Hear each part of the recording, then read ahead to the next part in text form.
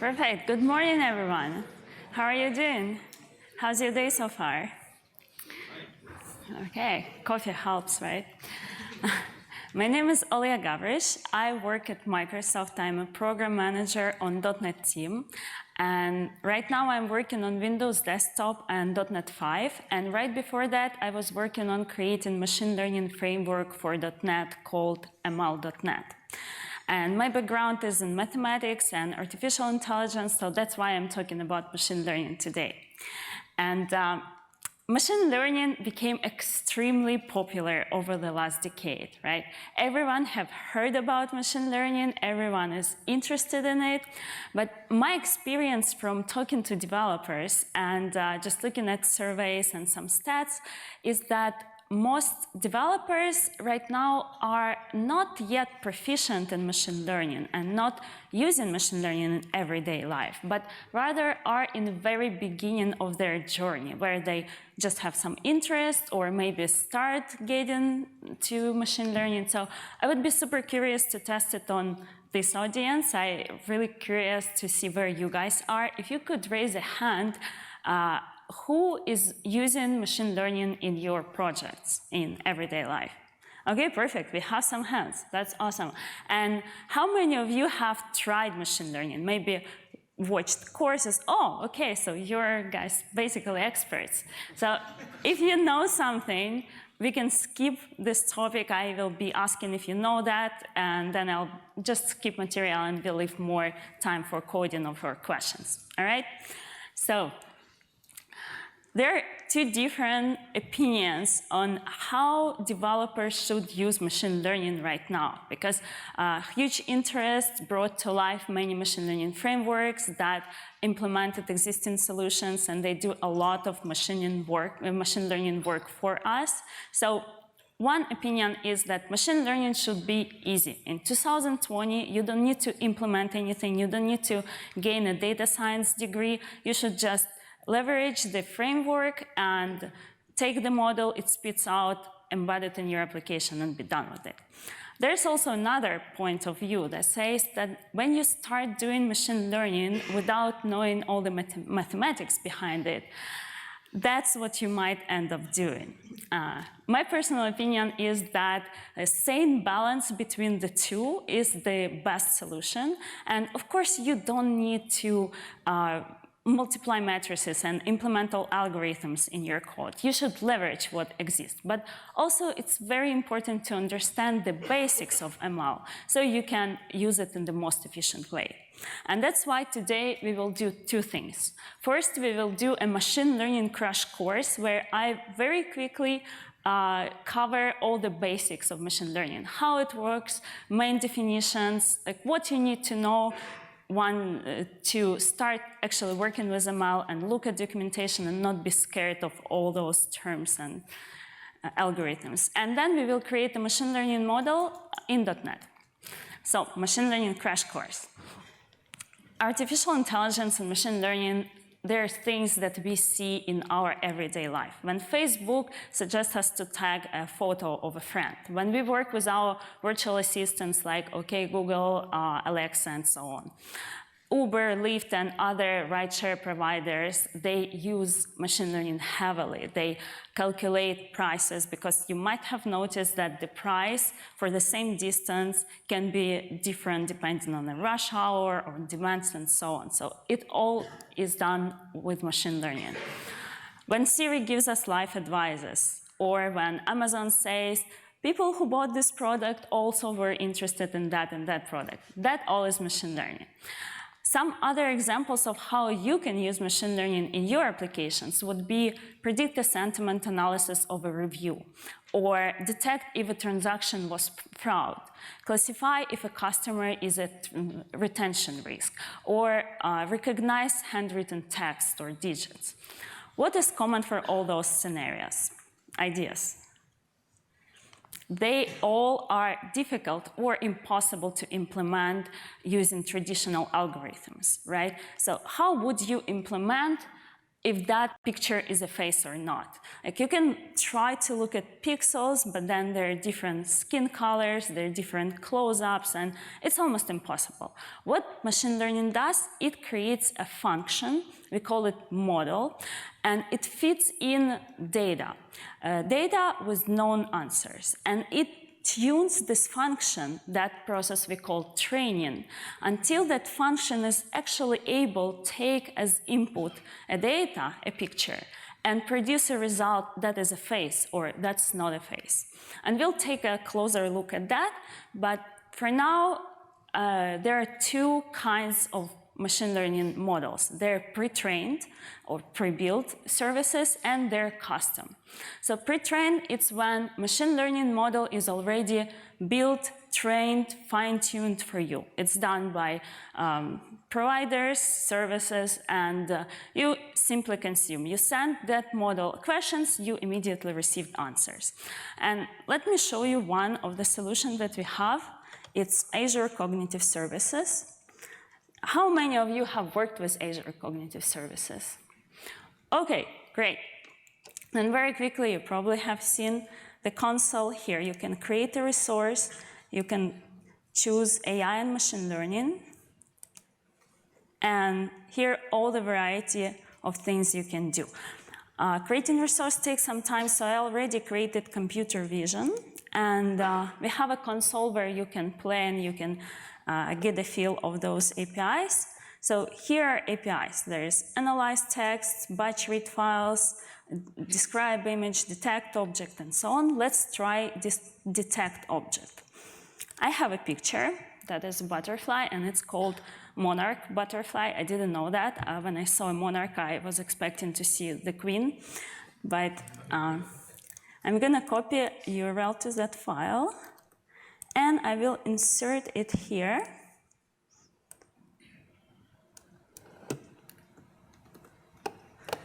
And send. So that's how my request looks like, and this is my response. So here, oops, I'm sorry. Here you can see the object is monarch butterfly. So that AI almost has a PhD in biology, right? I didn't know that. It also provides you coordinates for that butterfly. So it drives a rectangle around the butterfly. There is another service, another API that describes the image for you. And here, for example, we can take this picture because I just came back from vacation. And if I insert the link to that one and send, okay, here you can see that we have a bunch of tags, outdoor, water, boat, and a text, a group of people on a boat in the water. So pretty good, right? Those are pre-built services for you. Basically, it takes no effort.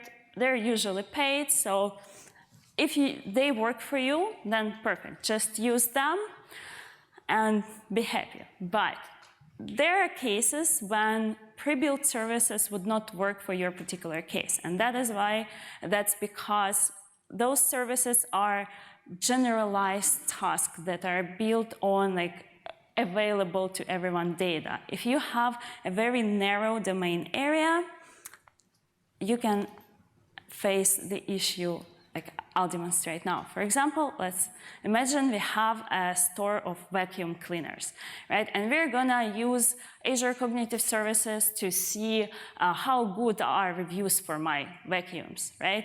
And when we have a review, this is a great vacuum cleaner, everything is great, the service tells it's a very positive review, so everyone is happy. But then if I send the review, this vacuum cleaner sucks so much dirt, the result will be negative because sucks usually means sucks. And for my particular domain area, I will need to use mine data to train the model in order to get the results that are valid for my case. And in this case, you will need to build a custom machine learning. You can do that if you have a repetitive decision or a process, your solution lacks explicit definition, or otherwise you would just program it the normal way, and you have a lot of historic data. Data is very important because machine learning algorithms existed 60 years ago, but they didn't take off back then because we didn't have computers that were able to process and accumulate enough data. Now, when computers got better, in the last 10 years, machine learning bloomed. So if we're going to do custom machine learning, let's get familiar with some terms and concepts of machine learning. There are 3 ways of machine learning. It's supervised, unsupervised, and reinforcement learning. Supervised, or it's also called learning with a tutor, that's when for our data we know right answers. So for example, we have a forecast of weather for the past year, or we have a prices, we have a number of sales that we want to predict. We know that for previous cases. Then we train our model, we show the right results, and we configure the model. We tell it every time that was right, that was wrong, how far you were from the right answer. There's also unsupervised learning, or learning without tutor, where we don't have answers for our data, and in that way we just organize the data in the way that we can get meaningful insights on it. And there's also reinforcement learning. That's when we're getting a constant feedback from the system about our well-being and like how well we do. Great example would be games where we're interacting with the environment and we're getting immediate feedback on our actions. So for example, we went left, we ate a berry, our well-being improved. We went right, someone ate us, our well-being got less great. So that is reinforcement learning. And there are different machine learning tasks. Those 3 are most popular, and we have more on that link. I will have all links at the end, so you don't need to try to capture it right now, but I'll show you. So first, classification. That's when we want to answer to a question, is this A or B, or is it A, B, or C? If we have 2 possible options, it's binary classification. If there are 3 or more, it's multi-class classification. Regression, that's when we're finding an answer how much or how many. So it's quantitative characteristic. That would be how hot the weather will be, how many sales will I make, how long do I have to wait, what is the price, and so on. And there is also clustering. Clustering is when we want to organize our data in certain clusters so we can get insights. And a great example here would be targeted audience of our clients. For example, to whom we should show a commercial of bikes, to whom we should show a commercial of some home goods. Or another example can be news, website with news, and we want to categorize news by topic. These are articles related to sports, these are articles related to politics. That would be clustering. So if we remember supervised and unsupervised learning, classification and regression would be supervised learning. We know answers for this one. Clustering is unsupervised learning. We don't know to which cluster it belongs. We just want to organize our data to work with it more efficient.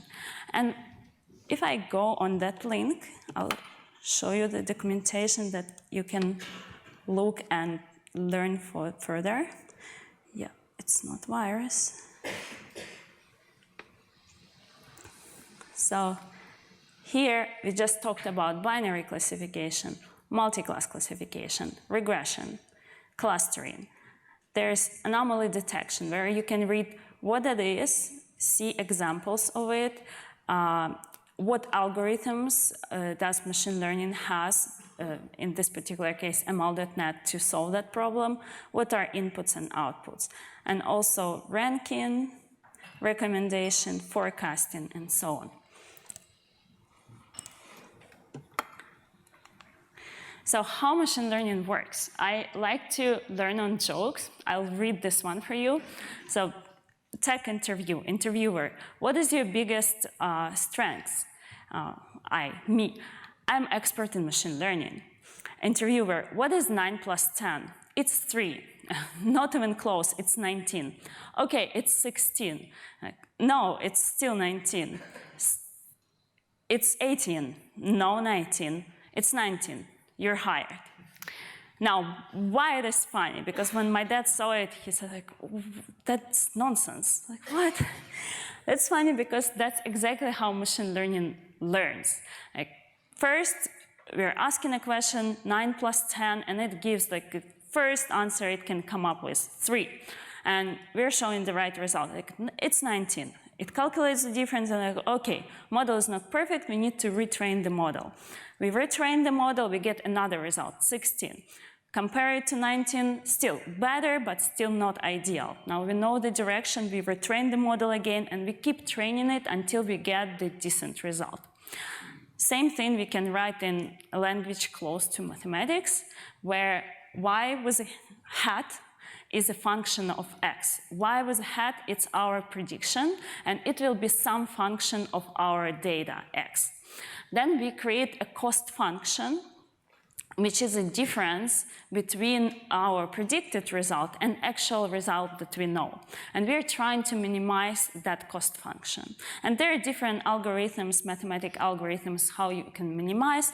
There are also different ways of how you can determine the distance. Here it's just absolute value, but it also can be r square, root mean, root square, and so on. In other words, to show what I just talked about, say we have some data, and first thing we're trying to approximate it with some function. In this case, it will be linear function. We just say, like, pum, and we calculate how good we did. And we see that we didn't do very well. So we try to come up with something else. Okay, how good we did? Well, better, but not ideal. Then I'm like, how about this? Okay, perfect. That was a good one. Our model can be underfitted, it can have a good fit, robust, and it can be overfitted. Underfitted, that's when we are too far from the data and prediction is not very well. Overfitted, that's when we predict every input of our data. And I would normally ask, what do you think is the best, but kind of good fit gives it away. So I have a question. Why good fit is better than overfitted? Why do you think? Like, why overfitting is bad? Because you're too close to the data. Yeah. It doesn't have enough variation. Yes, exactly. So it will give us 100% on our test data, but when we go to real life and we see different data, our model will be too fine-tuned for our particular test data. So that is the best explanation of overfitting that I've ever seen. Yeah. And how do we create machine learning model? Well, first we build our model, then we train it, then we evaluate, conclude how good or bad it is. If it's good, we go ahead and use it in our application. If we are not happy with the results, we go back to build, we rebuild it again, retrain again, evaluate, and continue until we're happy with results. On the build, main steps, we need to upload our data that we want to train our model on. We need to prepare this data. And that usually means if you have text, you need to record it in a vector of numerics, so algorithm can understand it. If you have a picture, you need to translate it into numbers. If you have some missing data, you need to define what do you want to do when some value is missed, because it will be null and it can break your model. And there are many other things that data scientists have to do to get the good data.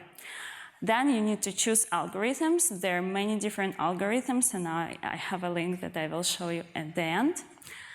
Once we build the model, training, that's when we just train the model according to chosen algorithm. And on the evaluation stage, we calculate different metrics. Metrics are different for each ML task, for regression, classification, and so on. We have documentation on that. When you're happy with results, you're consuming the model. And now let's get to the code, let's write model and see how all those stages work in real life.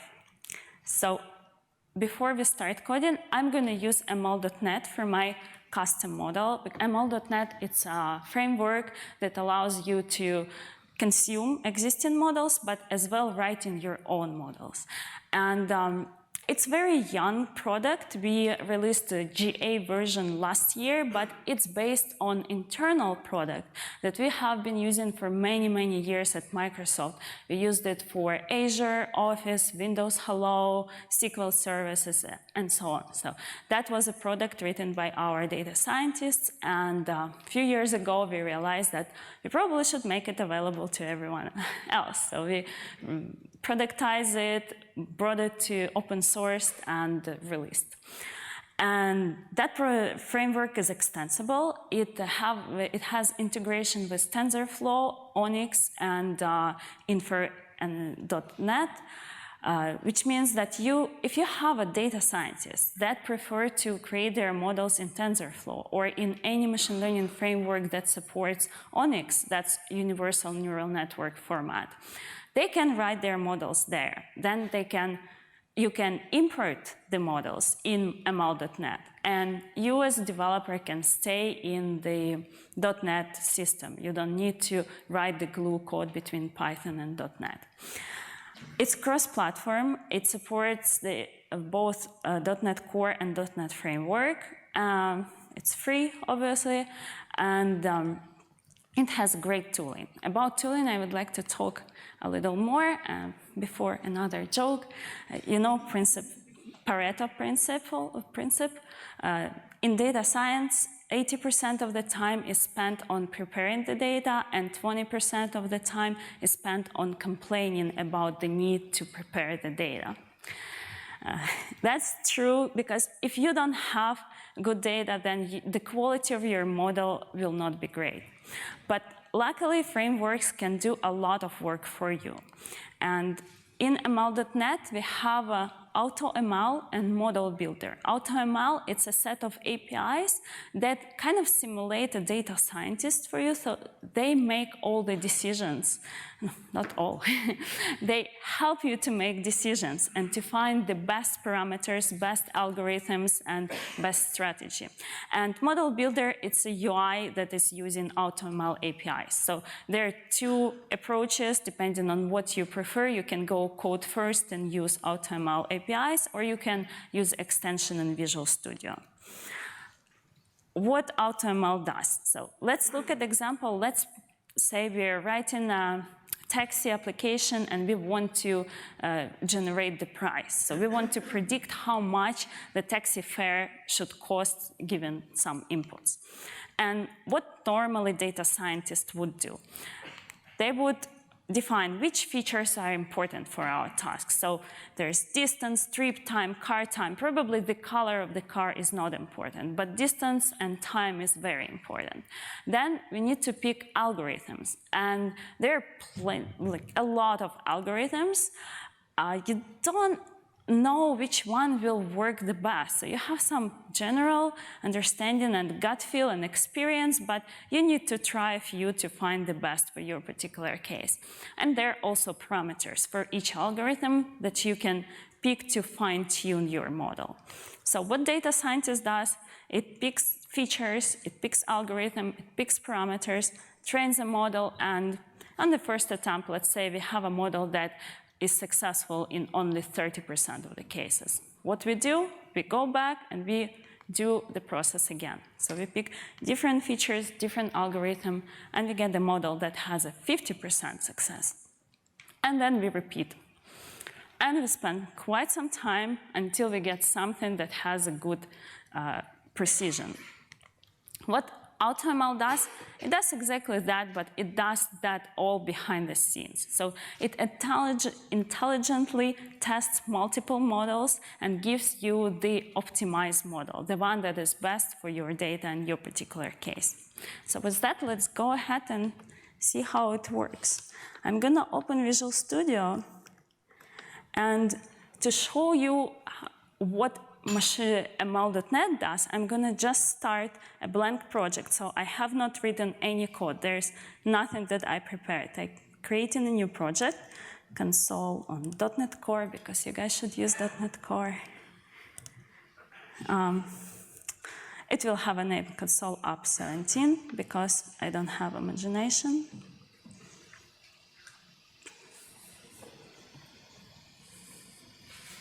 Looks like my computer is tired.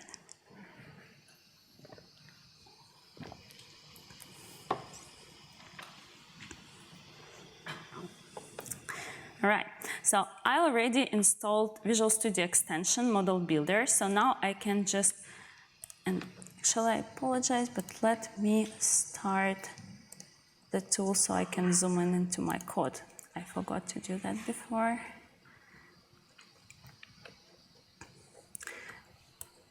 Have any of you guys used ML.NET already? Okay, great. That's awesome.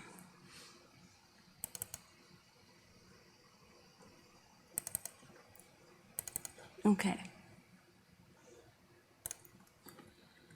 Perfect. Now we all can see. So here I can right-click on my project, go add, and I have machine learning.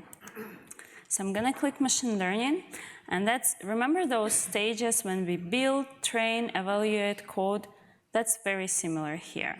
So first we need to pick a scenario, and our problem is to predict a taxi fare, so it's gonna be predict price, and it's gonna be regression. Then I can specify a file or a SQL server. In my case, it's a file. I will use a CSV file, train. And here it gives you a preview of the data. So I have a few columns for my historic data. It's vendor ID, rate code, like depending on, is it rush hour, is it popular destination, passenger count, trip time in seconds, trip distance, payment type, it's cash or credit card, and fare amount in dollars. So that's my data. I have 99,000 entries.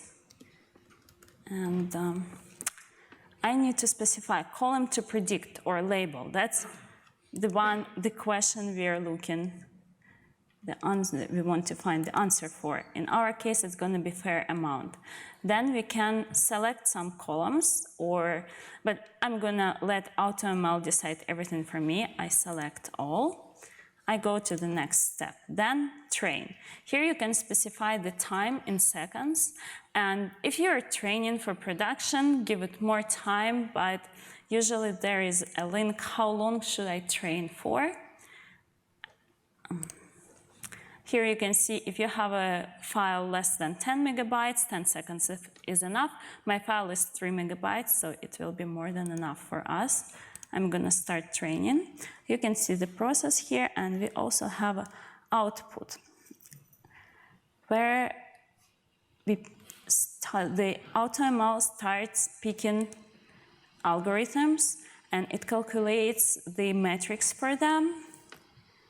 And then, okay, finalizing model, best quality, best algorithm. Okay, great. So it did a few cases, and it defined which one is the best, which one gave best results. Now you can, on the page evaluate, you can see that overall R square is 0.93, so a little about those metrics. Because I have a regression, the most important metric, according to many data scientists, is R square. R square is the closest to 1, the better. And there are other metrics like absolute loss, square loss, RMS loss, and so on. You can read about them in the documentation. But basically, you're trying to find the model that has the best results on those metrics. In our case, it's fast regression. And that's the model that AutoML suggests for us to use.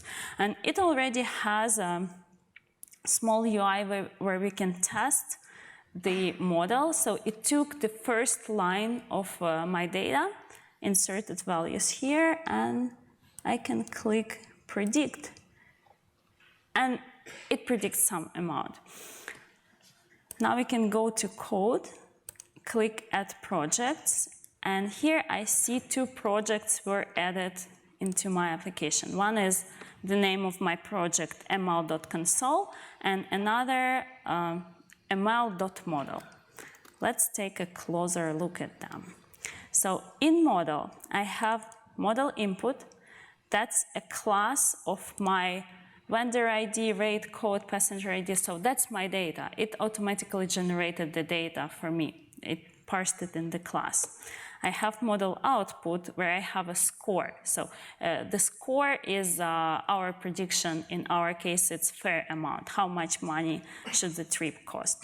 We have a code that consumes model, and this is what you will be using in your application. And you can actually just call this method, but what it does, it creates ML context, and we take the path to our model. This is the model that machine learning created. It's a zip file.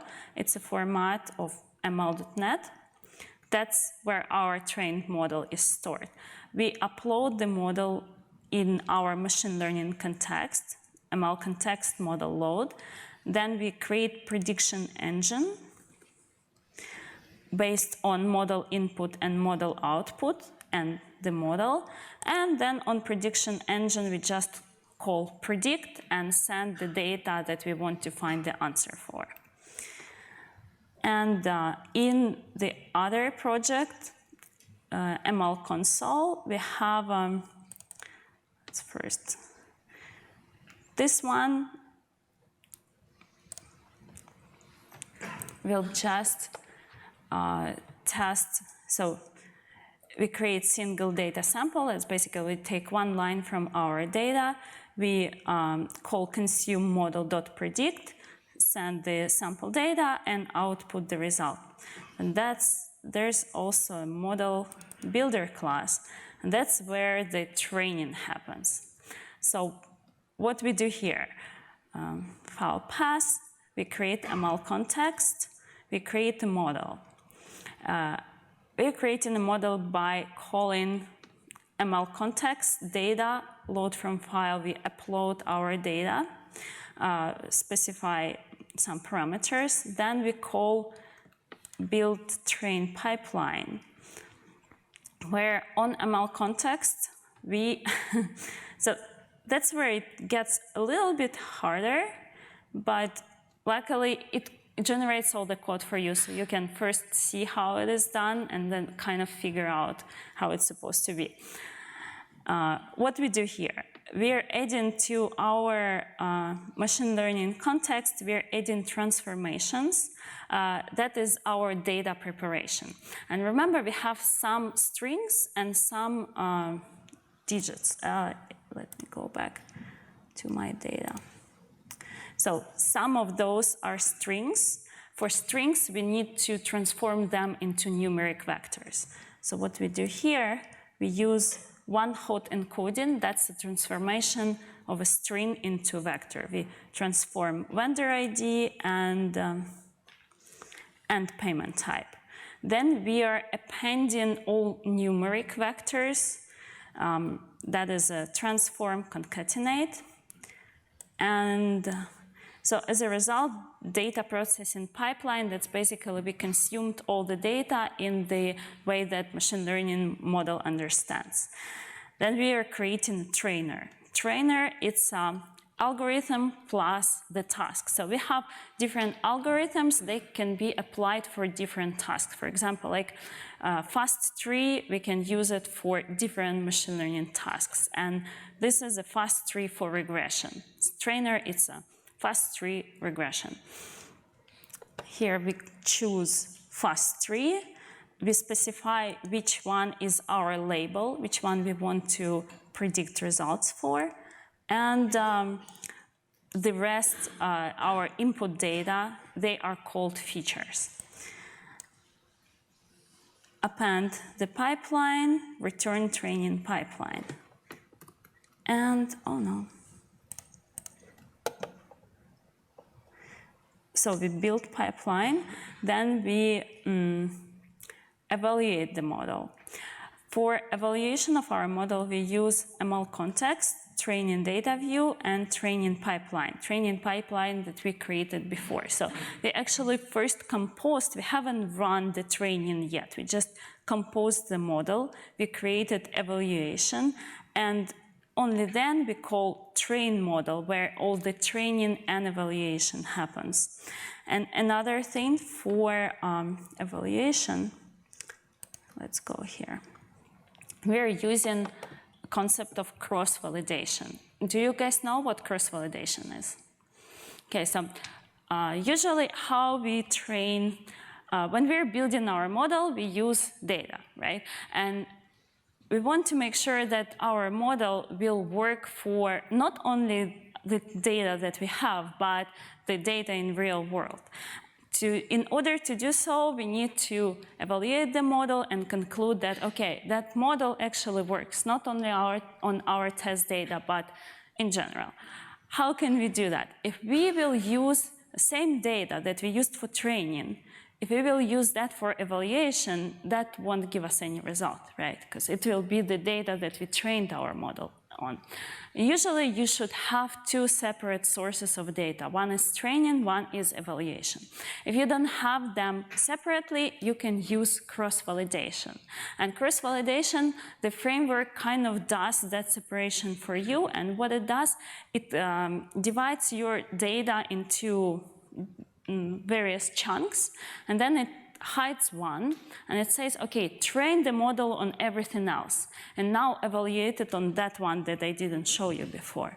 Okay, now hide this one, and train on everything else, and evaluate on that one. And it repeats it by default 5 times, and then it gets the aggregated result. So that is cross-validation, and that's what we're doing here.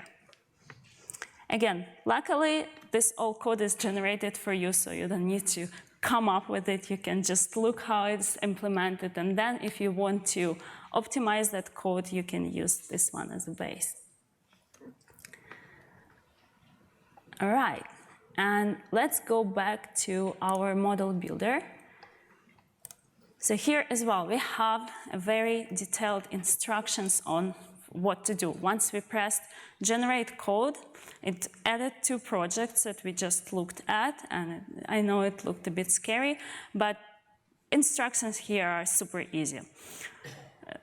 1, run console up, .console up. Let's do that. We're gonna set this as a start project and run it.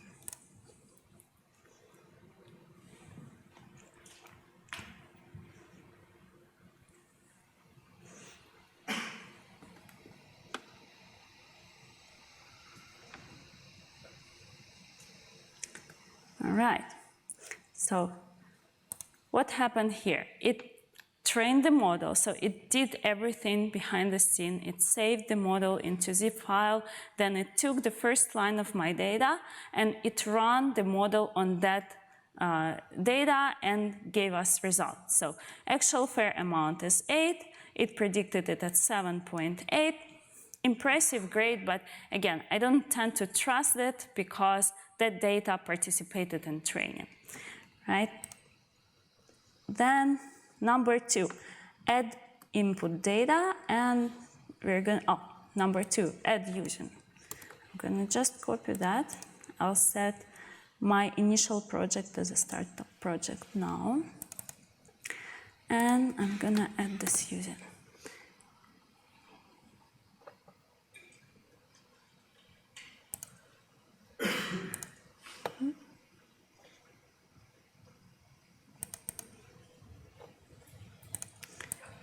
Oh, interesting. Okay. How about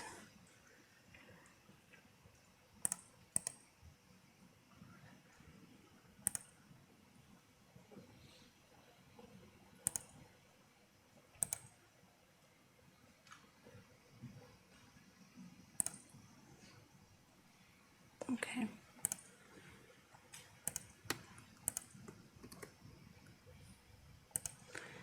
Great. And number 3, we're gonna add those lines.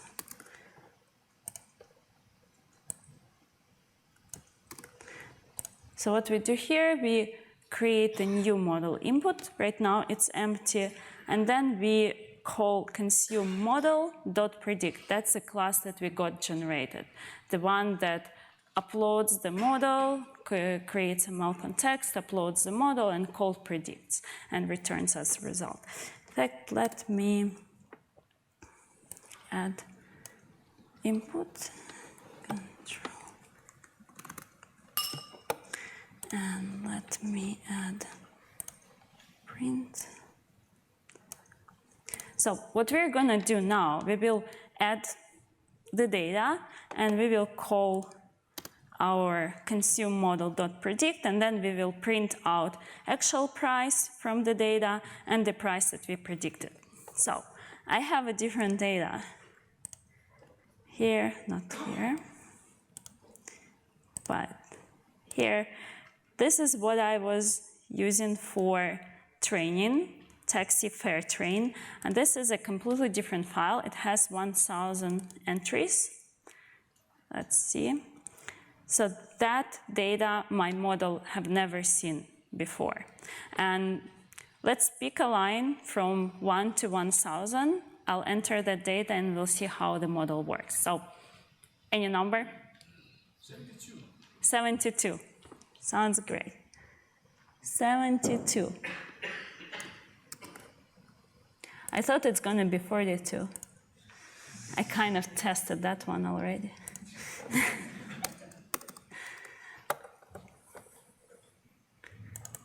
Okay.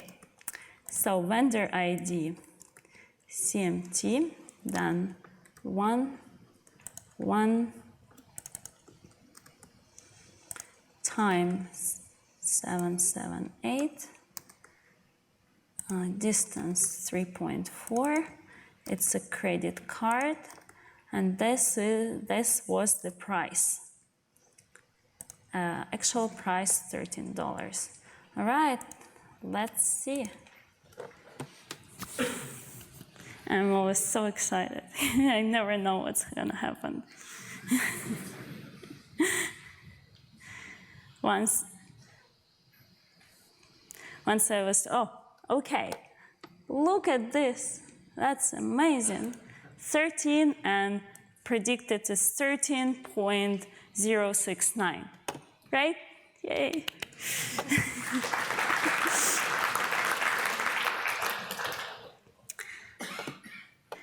Of course, when you train, it's important to have enough data. When I was running this model, I just remembered I was prepping for some conference on the plane, and I was training a model that would predict the sentiment analysis. So it would predict, is that phrase positive or negative?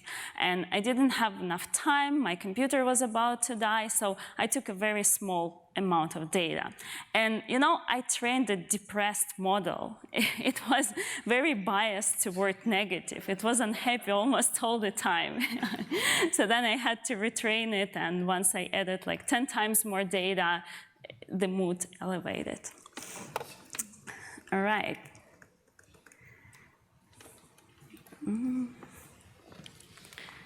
So that's all I have for today. I have some links that you can go ahead and check out. We have getting started for ML.NET. We have a lot of samples that you can see how it works and create your models based on those.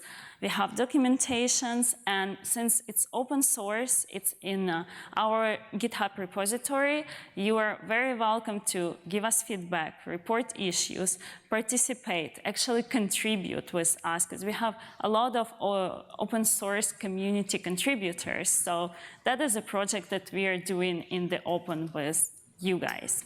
And at the bottom, I have links to those all ML tasks, algorithms, and metrics that you can go ahead and check. So thank you so much. I'm happy to answer any questions if you have.